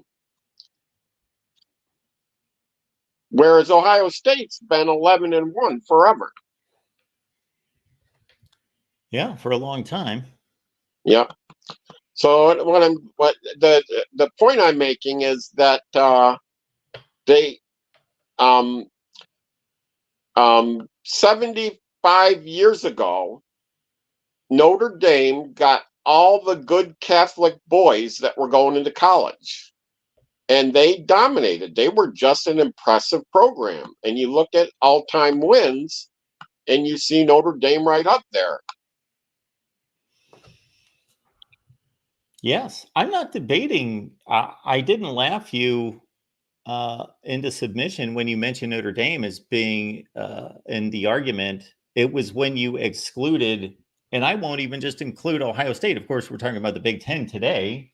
But if you want to exclude Oklahoma from that conversation, I don't think that that's valid? Oh, In or USC? history, is Oklahoma more dominant or Texas more dominant? Oklahoma. Through all of history? Yes. I remember early, like the Bo and Woody days, Okay. Texas was winning a lot of those games. Okay. You want to see some numbers here? Yeah. Okay. Look at your screen if you can see that. All-time winning percentage, Oklahoma 725, Texas 702. AP poll points, Oklahoma has over 300 more. They've both won 31 major bowls. And when I say AP poll points, let me put that. You know what? I'm forgetting that for a long time Texas was in the Southwest Conference and Oklahoma was in the Big Eight. Okay. Correct? Yes, they were up until 1996. To 96. Okay, so I'm not thinking of the time that I'm thinking the time before. I thought Texas was a better program than Oklahoma, but they were in two different conferences. So here are three last numbers for you when we look at rankings to put those AP poll points. To me, this makes more sense and it's more understandable. Oklahoma has finished ranked 62 times, Texas 51. Oklahoma has finished in the top 10 45 times, Texas 28. Oklahoma's finished in the top 5 33 times, Texas 22. When Oklahoma was in the Big Eight, though, who was their main competition? Nebraska. Nebraska. Okay, that's a pretty good competition. Yeah. Okay. When Texas was in the Southwest, who was their main competition? It kind of jumped around between Arkansas and SMU. Yeah, it did jump around. So they actually had an easier time than Oklahoma, it looks like. Yeah, okay. So I'll give you that one. Yeah, that Oklahoma is more dominant, slightly more dominant over time, probably 5 or 10% more, right? Yes. Yeah. Yeah, so that's what I'm saying. Is if am I correct in saying that Michigan and in a majority of the fields is within 2% of Ohio State, including the total? Oh, sure. Yeah. Well, you're talking about every category? Yes. Well, not each, but accumulated together. Oh, some together. And I made this comment at the end of the video that I posted. This is just a point total. It's a point system. I would love to be able to enter all sorts of so the next two figures I would love to add to this would be strength of schedule, which for those two should be extremely close because obviously they're just playing a perfect reflection of each other against the other conference members, unless there was just some kind of random luck that one of them played a tougher schedule for a few years, or because it's just completely obviously on a rotational basis. And especially back in the day, they were playing 8 or 9 out of the other 8 or 9 teams in the Big Ten. But anyway, strength of schedule, because that would help the cross conference comparisons. And then number 2 would be their record in the conference, their conference records. I would like to see the conference winning percentage. Oh yeah, that would be interesting. Yeah, I may even look that up right now. See if I can find it.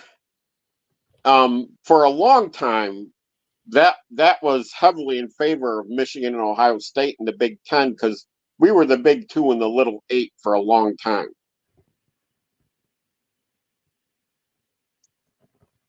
Yeah, that See, might... and when it comes to top 5 and top 10 rankings, for the last 10 years, it's been a lot easier for a Pac-10 team to get a top 5 ranking than it has than for a Big Ten to get a top 5 ranking. What? Yes, a Pac-10 could easily run through Your head's about to blow up, huh? Yes, there have been more Big Ten teams finish in the top 5 in the country, namely Ohio State, and in the last 3 years, Michigan, than But what I'm saying, it was easier for the Pac-10 to get a higher ranking at the end of the season, like Washington last year was ranked number 3, right? Yeah, I guess whatever they were. I Yeah, would think number 2. They lost the national championship game. Whatever they were. yeah, You're they basically finished telling number me that 2. that the Big Ten has been better than the Pac-12. That's basically what you're telling me. Yes. I have no argument of that. Certainly. Yes, is that I and completely so agree with you. I'm sorry. I misunderstood where you were going with that angle. yeah, is that it's easier to finish higher in the rankings if you're playing against lesser competition all the time. So let's understand that the Pac-12 has been strong the last 2 seasons. Yes, it has. It's stronger, I would say. Yes, but before that, it was a joke for a number of years. Absolutely. Yes. And before that, USC dominated in a big way. Well, and they after got a that, lot of top Stanford 5. and Oregon dominated. What's that? And Oh, after yeah, that's that, it right. was Stanford and Oregon. For about Yeah, it was Stanford, Oregon, and then in the 70s and 80s. I'm talking about just 10 or 12 years ago. Okay, yeah, 10 or 12 years ago, yeah. When was USC's reign? You know better than me. Well, a number of them. The most recent was Pete Carroll, had a phenomenal 02 through 09. Sure, and John Robinson. Ridiculously good. Yes, John Robinson, of course, in He the was 70s and early 80s. And then he came back and did pretty well, but not as good. But, and of course, his was right off of John McKay. on John McKay, yeah, okay. So yeah, the Pac that was the Pac-8 back then, probably. I don't know when we came to Pac. 78 was the Pac-10. Yes. Oh, okay. So no, it was Pac-10 most of the time then, yeah. So yeah, the USC dominated for a while, but again, at that point, USC had it easy because there was almost nobody in the conference that could compete.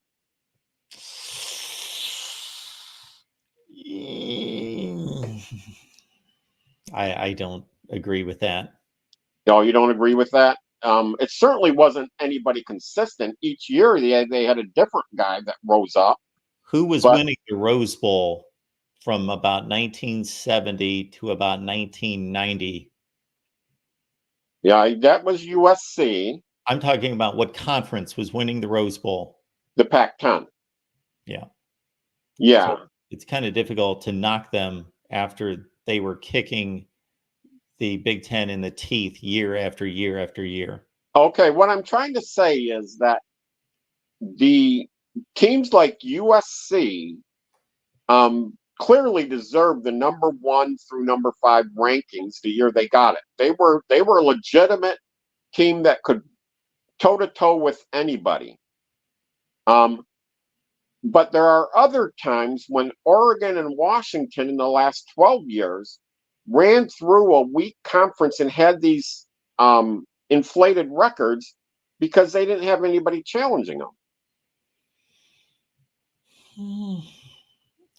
I think that starting at about 2014, 15, that the Pac-12 was awful for about 6 or 7 years. But yes. I'm not going to discount prior to about 14 or 15. I'd have to go back. Oregon and Stanford were extremely good teams coming off of Pete Carroll's reign. They took over. Yes. And I see that this year in Oregon.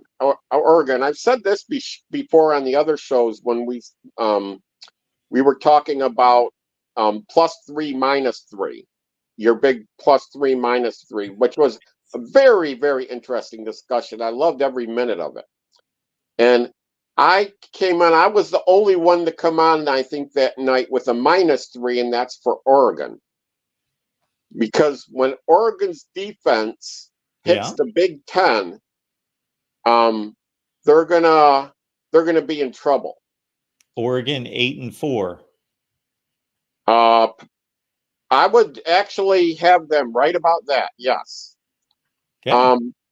Because, like I said that night, Oregon and Washington played two very close games. I mean, it was almost a coin flip who could win that game. Yep. Okay. And Michigan beat Washington by 21 points. They did. So I think it's fair to say now what is it? Transference where they go transitive property. Transitive, that's it. Sorry. Okay. I stumble a little bit. Using the transitive property, then Michigan would have beaten Oregon by 21 points. I used the transitive property one time to show that Northern Arizona could beat Ohio State, an Ohio State team that won the Rose Bowl. So you got to be careful with the transitive property. Now, I do agree with you that if you use it in waves, meaning you have compilations of games and games and games, but just to use it like connect the dots one time. Yeah. But you're using very good teams, and so I have no issue with that. Michigan, I thought Washington was hanging in the game for 3 quarters, but Michigan was clearly the better team. Not close. They were clearly the more physically imposing, dominant team. Absolutely. Yeah, and Michigan was like the old 70s and 80s USC teams where they beat you up for 3 quarters. In the fourth quarter, you were so tired and worn down, they had your will with you. Remember Anthony Munoz and that offensive line? Sure. As they just crushed the other team. Who I think Anthony Munoz was probably the best left tackle to ever play the game. You are probably right. Yeah. I would not argue with that. There's a lot of debate in there, and and that's just why I'm saying, in my opinion only, because it's hard to pick a Mount Rushmore of left tackles in college football. So yeah, but Michigan in the end steamrolled Washington so that in the fourth quarter we just crushed them. I'm saying that we would have probably done very likely the same thing to Oregon if Oregon would have won the Pac-10 championship, gone to the playoff, and beat Texas. Then we would be there too.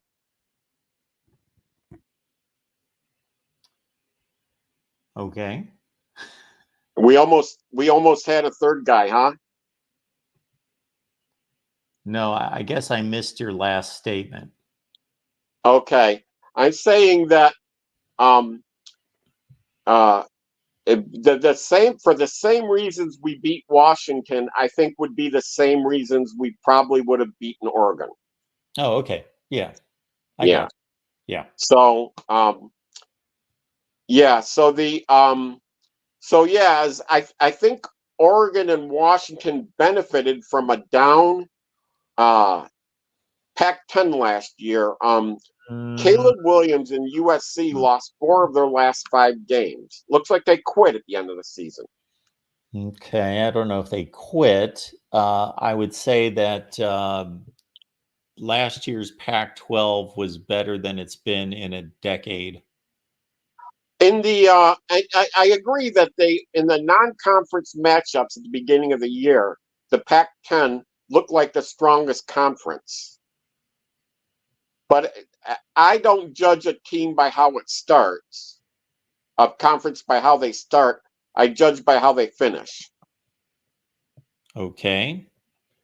Well, they finished with a pretty sorted, just like most conferences, when you put it all together, most times you look at the conference postseason numbers, everybody kind of deviates to the middle generally. Sure. So The the bell curve we Pac-12 were pretty much talking went about. 500 in the postseason.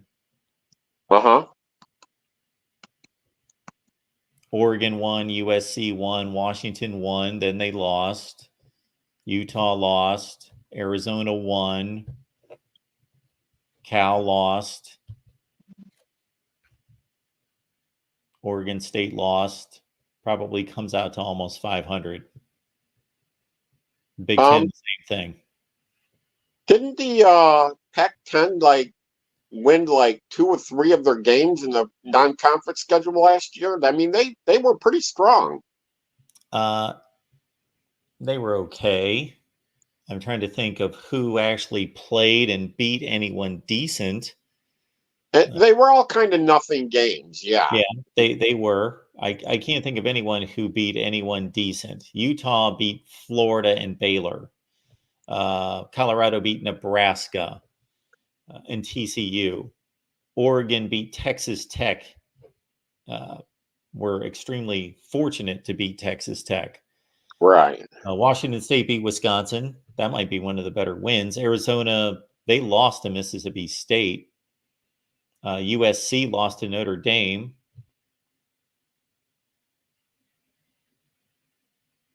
Yeah, but I seem to remember, I don't think it was 2 years ago. I'm almost sure it was this last year that everybody's raving about the Pac-10 looking like the strongest conference. And I just, like I said, they started out strong, but they sure didn't finish strong.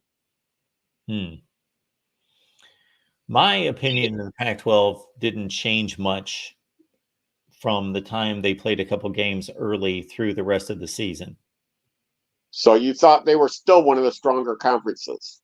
If we're just looking at data, then it's very difficult to distinguish the conferences last year. If you're just asking me who the best conferences were, I would say that the SEC was definitely the best conference, and that the Big Ten was the second best conference, but the Pac-12 was certainly close, and that the ACC and the Big 12 were in some order. I'd have to go back. Probably the Big 12 better than the ACC, and that's how I would rank them. Yeah. Yeah, okay. We'll just end it there. Although I'm going to get off this call by saying Andy Staples used science, and he said if the science is wrong, blame the science. But if it's right, then give me the credit. So, but he said he looked at one stat last year that he thought predicted the national championship. That was Ohio State, because Ohio State led in first round projected draft picks off the team last year at the beginning of the season in the off season, preseason. Okay, and so they were at 3 or 4 or 5 or something. Yep. And they were number 1. And guess who Andy Staples said is number 1 in projected draft picks this year? First round draft picks. I would think it's Ohio State. Actually, it's Michigan, but it's close. Michigan. Okay. Michigan is 3.75 and Ohio State is 3. Well, you just pointed out that he's now, I don't know. I have no response to that statistic that he has. Number one, I don't know anything about Andy Staples. Number two, I don't know if he vetted that out for years and years and years and came to the conclusion, look at this pattern. This is an amazing pattern. So I'm going to throw this out there. That's what I would do. So I don't know what backing he had or confirmation to lead him to that conclusion. But it obviously was wrong last year. It was actually more than a fun fact and a conclusion. I think he was saying it tongue in cheek with a big smile, and I don't think it was serious, but I just thought it was interesting. I thought you would get a kick out of Michigan being projected as a repeat national champion, and that's the way he put it. And and brought a smile to my face. You know, if we could all go off one statistic, I guess we wouldn't even need to play the games, right? No, we wouldn't. A lot of people would like to do that, it seems, but I would rather watch the games. No. Okay. All right. All But right, Keith. Appreciate you all being right. here. Okay. Always good to talk to you, Mark. All right. Have a good night. Okay. So used to doing these shows at night. I've said night about 14 times at 4:00 in the afternoon, but that's okay. Welcome into the Voice of College Football. We got Christopher on the line. Chris, how you doing? Good, Mark, and I don't want to waste your time because we've already talked about this, and I really enjoyed that last call. He kind of reinforced a few things, I guess, that I've been trying to share with you. And I just want to be clear, though, on something. I think you said that, and this isn't to pick on you, Mark. I don't know that there's ever been a case where you've been wrong. In all fairness, I mean, you may think I'm just being. Of course, I'm wrong. No, you're not. Everybody's wrong No, at you're various not. times. In my opinion, Mark, you're probably the smartest. I mean, I don't know how you get your information, but I don't know that I've ever found even a single instance where I mean, there was a time I thought you were, and I had to kind of eat some humble pie because I think after I looked into the investigation a little bit closer, I had to kind of, you get tired of talking. I don't blame you, to be honest with you, relative to 1984. But I'm not going to bring that up again because that doesn't really matter. But the one thing I was going to ask you, though, you said something about. Just to understand before you continue, Chris, and I hate to interrupt, I'll just say I don't get tired of talking about 1984, except for two things. Number one, I got to think about my audience. And number two, just sometimes if we come to a place where we're not going to agree on something, there's no reason to continue if we're just going through the same pattern of debate. I'm not trying to convince you that you're wrong because I don't think you are wrong. That's kind of the whole point. I don't know if maybe you didn't get that message or whatever, but I think you said you thought the national champion might have been Washington. And everything I've ever done to try to disprove that has failed. But in fairness, though, kind of to the question, it kind of goes along, and I don't like bringing this up again because people get sick of hearing about it, but I think there is evidence to support a championship for BYU, and it kind of hinges on the fact that it's going to be you might not make sense of it, but it kind of hinges on the fact that Pittsburgh tied Navy. I mean, it's kind of a weird thing, but that kind of bolsters BYU up to the point where when they beat Pittsburgh, it's almost like they played in a championship game. But I'm just going to leave it at that because that's what I think. If people really want to get nitpicky about it, they should look at that game, and then if they want to find out a reason that BYU shouldn't have been a championship, they should base it on that game. And that's all I want to say about it, because I think I agree that people don't want to keep talking about a season that's 30 or 40 years ago, but that's what it boils down to, in my opinion, is that win. I mean, if they didn't win that game, they're not a national champion. That's what it boils down to. And it doesn't necessarily not make Washington a titleist either. So, I mean, well, if I'm not mistaken, had they not won any one specific game that year, they would not be the national champion. No. Meaning if they had lost any game, they would not be the national champion. Well, that's kind of what I'm trying to tell you, but maybe I'm not saying it very clearly. Yeah, no, that's 100% true. And that's what it kind of boils down to, because there's a dispute about that game, because I tried to explain this to people that about less than a minute before, I mean, it was right before halftime, and I really don't understand what happened at that. It's kind of like, it's almost like it should be brought up as like kind of like the fifth down for Colorado. It really should, because Pittsburgh scored a touchdown, but they weren't credited with one. And I think they did a retrospective on BYU about, I don't know how long ago it was. It had the main players from that season. I don't know if you know who those guys would have been, but like Robbie Bosco, Blaine Fowler, I think was one of them. There's several players anyway, and Lavelle Edwards, obviously. And they brought it up to BYU's credit, I would think. I mean, you would think maybe on a retrospective, you wouldn't bring up a play where, that's the only reason I knew about it, because I just assumed that they'd won that game, relatively easily. But really what it was Pittsburgh elected to go for it on fourth down, because I don't remember I think it would have put them ahead, maybe. I'm not really sure, and it looked like it was one of those things. It would have taken a review to overturn it, I guess, but kind of like kind of like that play that Michigan had against Texas Christian, where it looked like they scored a touchdown, then it kind of looked like maybe they didn't, and then they. Yep. It's kind of like that. It's one of those things where it's like, did he not? Did he? But I think if they had actually used a replay, which I'm not sure why they didn't, I think they actually probably, and even Blaine Fowler said, well, that should have been a touchdown. So it looks like we got away with one there or whatever. But I don't know how that impacts the result. I mean, it would have made it a tie game instead of a win. The way I kind of look at it is like, well, they got away with the win. So I actually kind of factored that into my rankings. And just so you understand, and it's not to like give preference to one result, but even with the win, in an overtime, all that really does, that just makes it harder for BYU to claim a title. It doesn't, in fact, what it kind of does, it actually makes it to where they can't win. But, I'm not trying to change history. I don't feel like that's my job.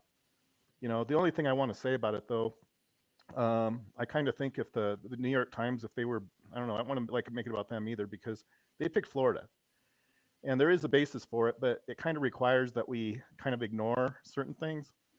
Actually, I mean, it kind of requires that we ignore BYU being 13-0. So it's kind of a weird thing what they did, but there is some justification to what New York Times did. But probably what they should have done, though, in my opinion, is they probably should have given that to Washington. And I don't really understand why they didn't.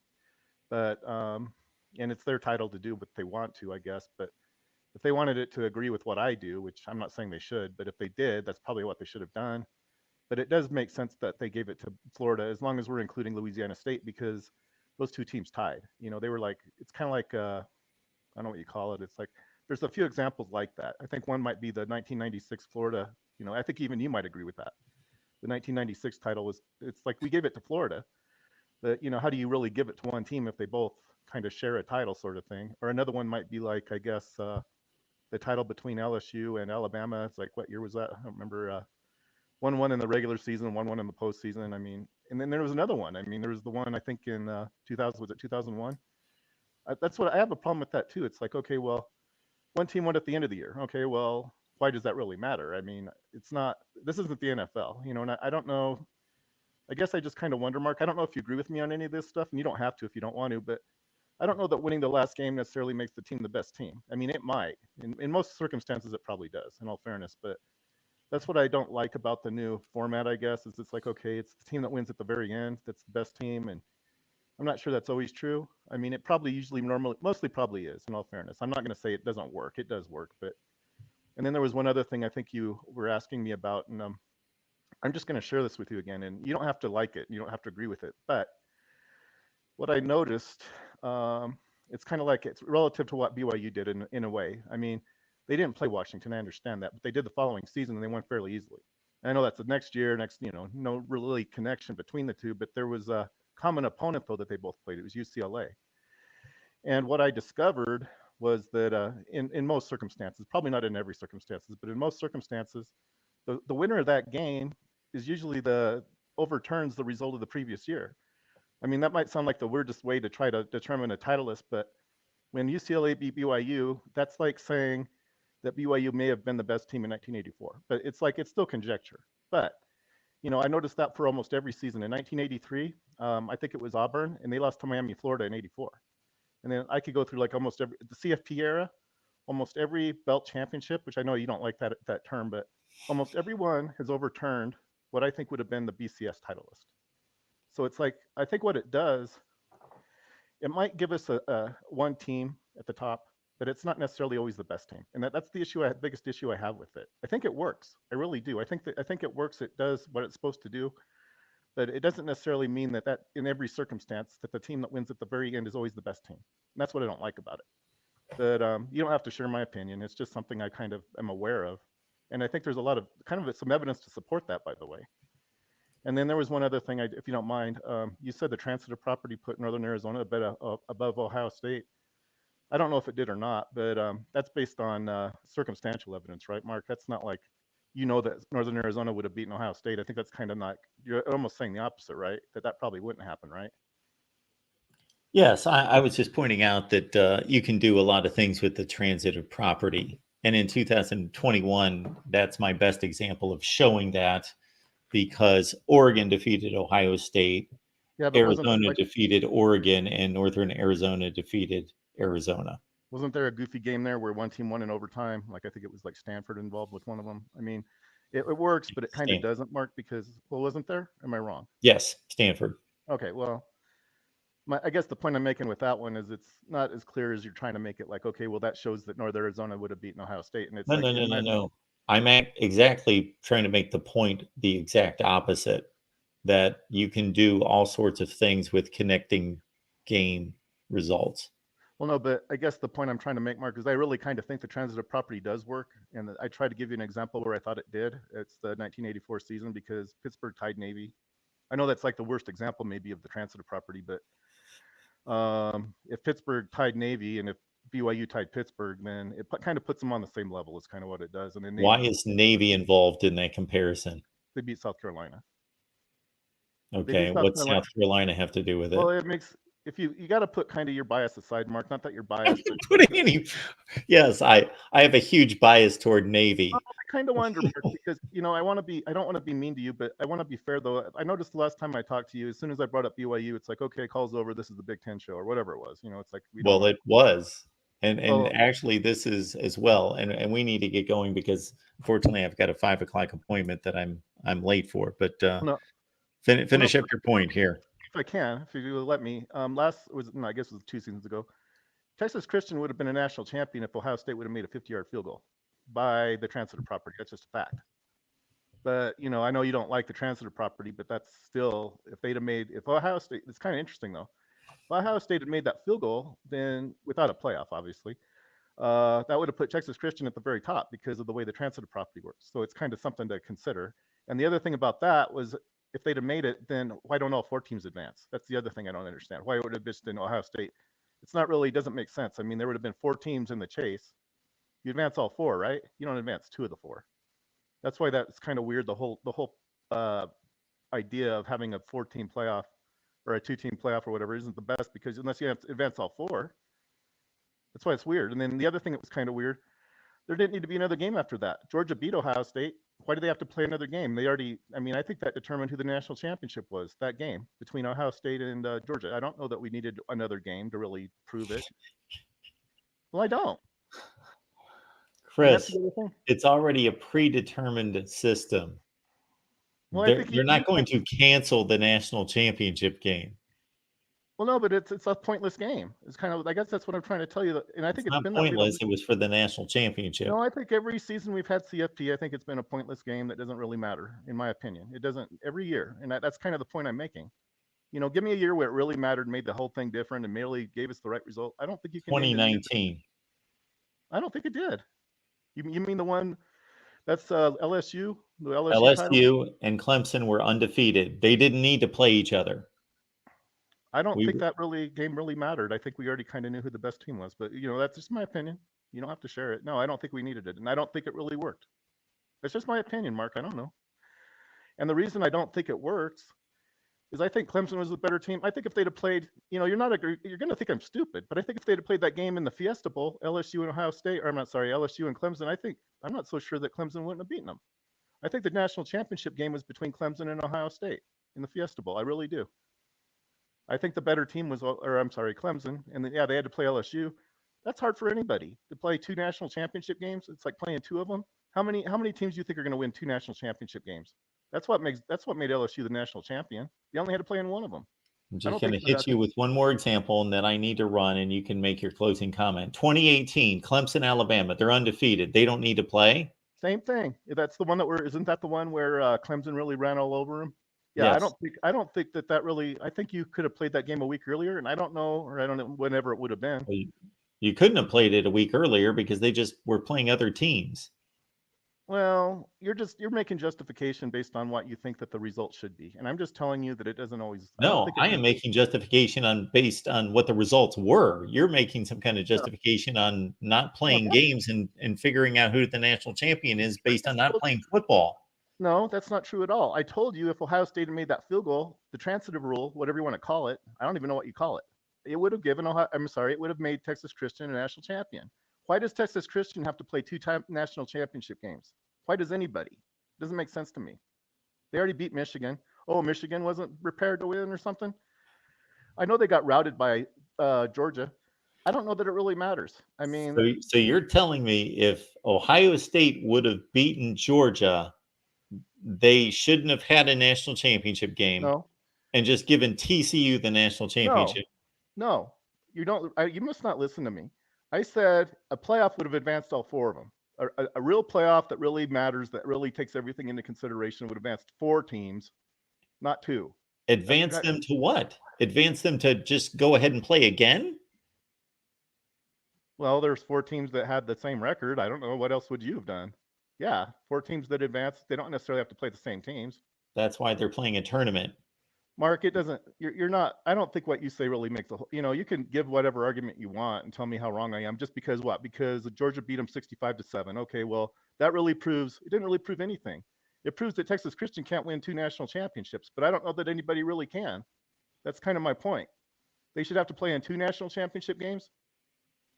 That's kind of the point I'm making. Why should they have to play in 2 of them? I don't know that anybody should have to do that, and that's why I think it's so hard to do. That's why BYU lost to UCLA. They'd already played a national. Well, maybe they didn't, but they hadn't played anybody but when they played UCLA, they played a good team, and they probably should have won that game. You ought to watch that game sometime just to see if you don't think BYU was any good. You kind of tell me they weren't any good. If they weren't any good, how can they play the team that won the belt? That's the best team in the championship game, is the team that won the belt. Chris, You thank don't like you for that your idea. call. I appreciate it. All right. Thanks, Mark. Have a good day. You too. Bye-bye. Thank Okay, sometimes it gets to a level of lunacy that you don't even have a response because there's no reason, because you would be here for hours. Even if he said nothing else, I would have to unravel that into some kind of sensical determination conclusion. All right, we appreciate you being here at the Voice of College Football. I'm off to record some Penn State content. One item is going to be this James Franklin situation with the medical diagnosis and his apparently forcing of players to play in games and imposing his influence on the decisions. So we will get that posted very soon. Appreciate you being here at the Voice of College Football. We will see you on Friday night with the national rankings when we throw it all together